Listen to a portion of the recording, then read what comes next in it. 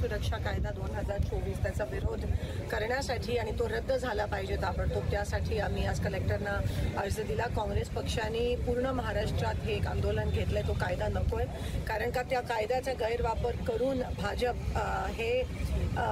भाजप सरकारच्या विरोधात जर कोणी काही मीटिंग घेतली, आंदोलन घेतलं किंवा एक संवाद जरी घेतला तरी ह्या कायद्याचा गैरवापर करून त्या लोकांवर कारवाई होण्याची शक्यता आहे आणि त्यासाठीच भाजप सरकारने हा कायदा पारित केला आहे।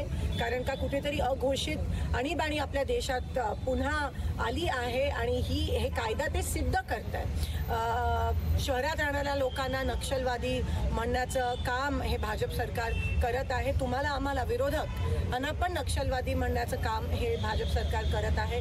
परवा आपल्या पंढरपूरमध्ये सामील होणाऱ्या वारीमध्ये सामील होणाऱ्या लोकांना पण ते एवढ्या खालच्या पातळीला उतरले आणि नक्षलवादीचा टॅग त्या ठिकाणी दिला। संविधानमध्ये प्रोव्हिजन असताना या कायद्याची काही गरज नव्हती। ह्याच्यावरून साध्य होतं की ह्याचा गैरवापर करून विरोधकांवर या कायद्याचा वापर करून पूर्णपणे हुकुमशाही कायदा आहे आणि विरोधकांचा आवाज, सर्वसामान्य लोक जे सरकारच्या विरोधात बोलायला पाहिजे, जे बोलणार आहेत त्यांचा आवाज दाबण्याचा आणि त्यांच्यावर कारवाईच नाही पण अटक करण्याचा प्रयत्न हे भाजप सरकार करत आहे। त्या कायद्याचा काँग्रेस पक्षाच्या माध्यमातून विरोध होतो आणि तो कायदा ताबडतोब रद्द झाला पाहिजे अशी आमची मागणी आहे।